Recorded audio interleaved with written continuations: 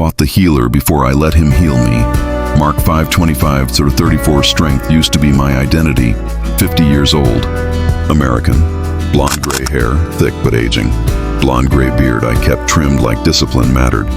Hazel eyes that didn't like asking for help. Rugged build. Hands built for lifting. I built my life on being dependable. The man who fixes it. The man who carries it. The man who doesn't complain. Then my body stopped cooperating. It started with fatigue, then pain in my joints, then weakness I couldn't hide. Doctors used words I didn't like: chronic, degenerative, manageable, not curable. I nodded like I understood. Inside I was unraveling, because if I couldn't work like I used to, who was I? I fought the healer before I let him heal me. Mark 5:25-34. The woman who suffered 12 years, spent everything, got worse. She reached for Jesus. I pushed him away. Not openly, not dramatically, just quietly. I stopped praying, stopped listening, stopped believing healing could look different than a cure. I didn't want peace. I wanted reversal. Pain doesn't just hit your body, it exposes your fear. Mine was simple. I was afraid of being useless. Afraid my wife would see me as fragile. Afraid my son would see me as less. So I became sharp instead. Short-tempered. Controlling. If I couldn't control my health, I controlled the room. That's what pride does when it's cornered. Mark 5 says the woman said within herself, "If I only touch his garment, I shall be made well." She moved toward help. I resisted it. I told myself I wasn't weak, but I was tired. Tired of pretending. Tired of defending myself against something I couldn't outwork. One night my wife asked if we could pray together. I said I wasn't in the mood. What I meant was I didn't want to surrender. Surrender felt like losing. But what I was really losing was my family's peace. The diagnosis didn't break my marriage. My anger did. The illness didn't isolate me. My pride did. One afternoon at work, I dropped something I used to lift easily. My hands trembled. A younger guy stepped in. I saw the shift. Not pity. Reality. I sat alone afterward, engine off, silence thick, and for the first time, I didn't argue with God. I didn't demand answers. I didn't negotiate. I said, I can't fix this. It wasn't loud. It wasn't emotional. It was honest. The woman in Mark 5 fought through a crowd. I had to fight through ego. Healing didn't start in my joints. It started in confession. I apologized to my wife, not for being sick, for being cruel, for pushing you away. She didn't instantly trust me again. Redemption doesn't erase consequences. Trust rebuilds slowly. There were relapses. Days I felt stronger and forgot humility. Moments I snapped when pain flared. But something had shifted. Instead of fighting the healer, I began reaching. Not for a miracle cure, for peace, for patience, for the strength to live differently. Mark 5:25-34 ends with Jesus saying, "Daughter, your faith has made you well. Go in peace."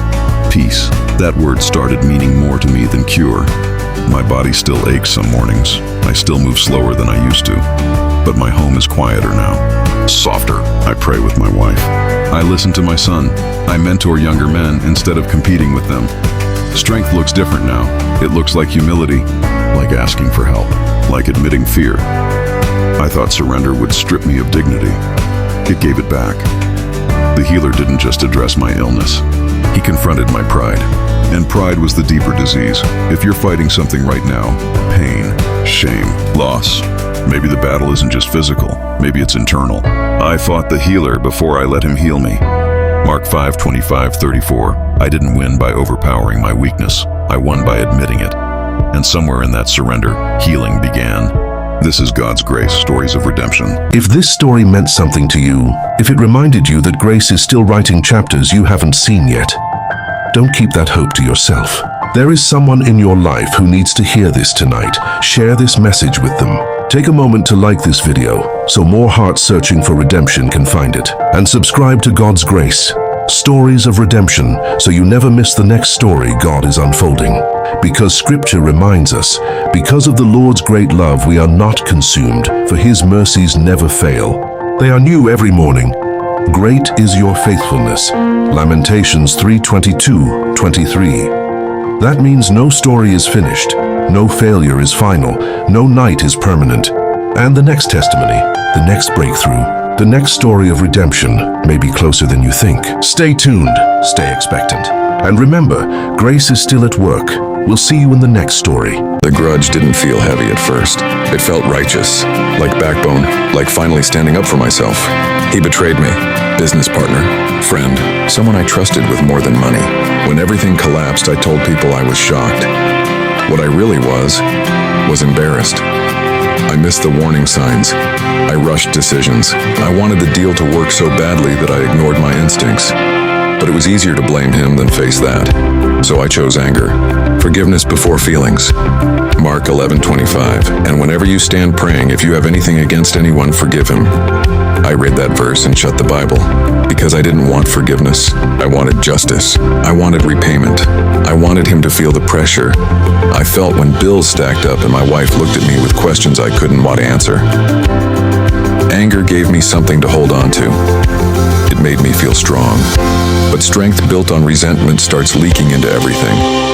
I snapped at my son for small mistakes, withdrew from my wife, stayed up late rehearsing conversations that would never happen. I told myself I was processing. I was feeding it. Mark 11:25 doesn't say forgive when it feels fair. It says forgive when you stand praying.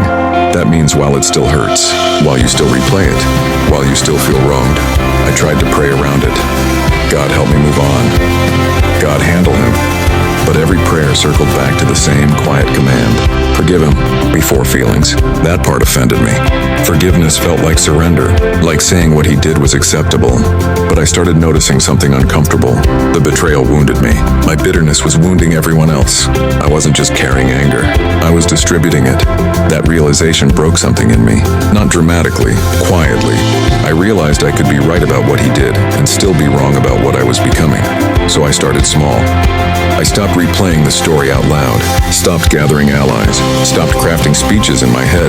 The first time I said I forgive him, I didn't mean it emotionally, I meant it positionally. I chose it. Nothing shifted immediately. The debt didn't disappear. The stress didn't vanish. Forgiveness isn't magic. It's discipline. There were relapses. I'd hear his name and feel the heat rise. I'd imagine running into him and telling him exactly how much damage he caused. But instead of feeding that fantasy, I interrupted it. I forgive him. Again and again, forgiveness became less about him and more about who I was becoming. Then one day, he sent a message. 2 words. I'm sorry. It wasn't detailed. It didn't repay anything. It didn't undo the months of strain. Part of me wanted more, an explanation, a confession, something that matched the weight I carried. But I realized something. If my forgiveness depended on the quality of his apology, I was still chained to him. Mark 11:25 continues with a reminder about needing forgiveness ourselves. That part settled heavy. Because I've needed mercy more than once. I've hurt people, made selfish choices, spoken words I can't take back, and I was forgiven. Not because I earned it, because grace was given. So I typed back, I forgive you. Not because I felt relief, because I wanted freedom. Forgiveness didn't restore my finances. It didn't rebuild the business overnight. It didn't erase the stress that season put on my family. Redemption doesn't erase consequences. It refines character. I stopped checking his updates, stopped asking mutual friends about him, stopped praying for his failure, started praying for my own growth. Peace didn't rush in. It settled slowly, like dust after a storm. I learned something through that season. Forgiveness before feelings isn't denial. It's obedience. It's trusting God with justice instead of trying to enforce it yourself. It is releasing someone from the debt they owe you because you've been released from debts you couldn't owe to pay. I thought forgiving him would make me look weak. It exposed how fragile my pride really was. The strongest decision I made wasn't rebuilding my reputation. It was surrendering revenge. There are still days I remember what happened. Memory stays, but it doesn't control me. I can pray for him now, not emotionally, but sincerely. That's growth. You don't wait to feel forgiving. You choose it, and over time, your heart catches up to your obedience. Mark 11:25 isn't comfortable, it's corrective. It doesn't ask if you feel ready. It asks if you're willing. I was wronged, that's true. But I was also responsible for what I did with that wound. I could let it harden me, or I could let God reshape me. I chose forgiveness before feelings, and somewhere in the repetition, the feelings followed. This is God's Grace Stories of Redemption. If this story meant something to you, if it reminded you that grace is still writing chapters you haven't seen yet, don't keep that hope to yourself. There is someone in your life who needs to hear this tonight. Share this message with them. Take a moment to like this video so more hearts searching for redemption can find it. And subscribe to God's Grace, Stories of Redemption, so you never miss the next story God is unfolding. Because Scripture reminds us, because of the Lord's great love we are not consumed, for His mercies never fail. They are new every morning. Great is your faithfulness. Lamentations 3:22-23. That means no story is finished, no failure is final, no night is permanent. And the next testimony, the next breakthrough, the next story of redemption may be closer than you think. Stay tuned, stay expectant. And remember, grace is still at work. We'll see you in the next story. God rebuilt what I destroyed. Joel 2:25. The house wasn't abandoned, it was unfinished. Wood exposed, nails half-driven, blueprints folded in dust. Staring at it one morning, it felt familiar, because that's what my life looked like. Joel 2:25, I will restore to you the years that the locust has eaten. I used to think that meant God would give me everything back. I didn't realize first. He had to show me what I broke. I didn't lose my marriage, I destroyed it. Not in one explosion, but in small daily neglect. Sharp words, cold silence. Pride disguised as leadership. I wanted respect. What I needed was humility.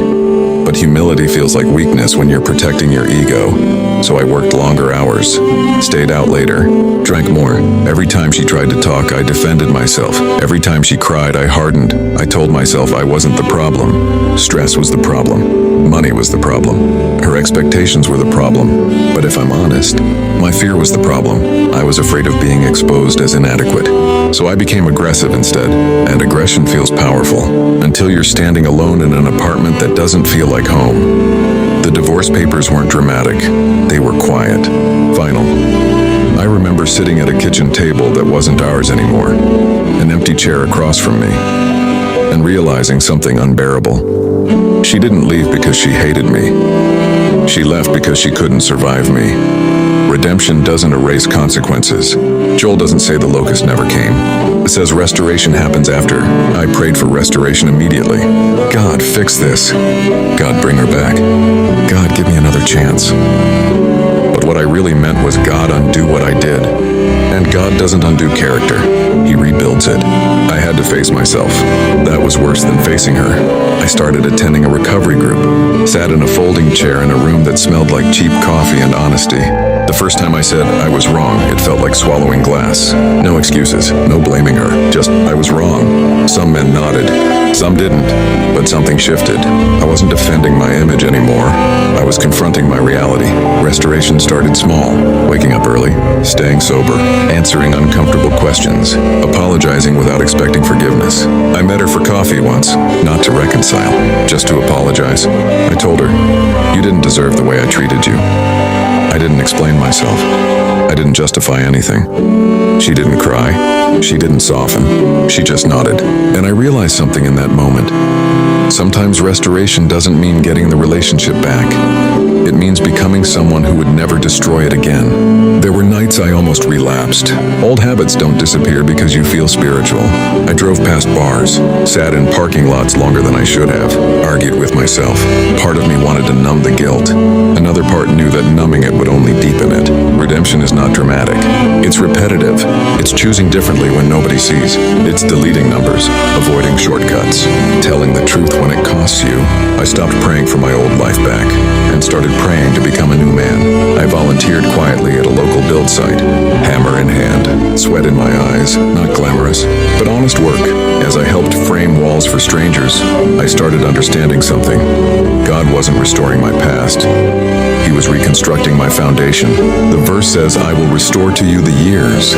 It doesn't say he restores them the way you imagined. I didn't get my marriage back. I didn't rewind time, but I got something I never had before. Self-control, humility, integrity. I became the kind of father my son could respect. Even if I wasn't in the house every day, I became the kind of man who listens before speaking, who apologizes quickly, who walks away from escalation. One morning, standing at that unfinished house again, I watched the sun rise behind exposed beams, and I understood. The structure isn't weak because it was rebuilt. It's stronger because the foundation was corrected. I thought God was rebuilding what I destroyed, but what he was really doing was rebuilding me. The years the locust ate, they taught me what pride costs. They showed me what selfishness ruins. They forced me to confront the man I was becoming. And through discipline, through consequence, through slow obedience, God restored something deeper than circumstance. He restored my character. Joel 2:25 isn't about getting your old life back.